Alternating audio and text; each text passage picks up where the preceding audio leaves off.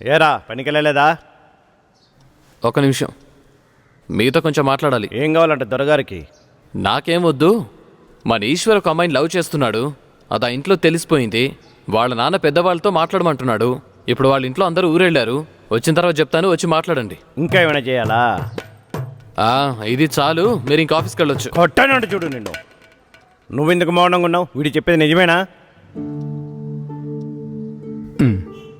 అదేదో నువ్వు చెప్పాలి కానీ వీడితో చెప్పించడం ఏంటి? ఏమీ లేదు, నేను అడిగితే మీరు నా కోసం వస్తారో రారో అని. నేను కాకపోతే ఇంకెవర్రా వస్తారు? నువ్వు కూడా నా కొడుకులాంటోడువే. ఎప్పుడు వెళ్ళాలో చెప్పు, వస్తాను.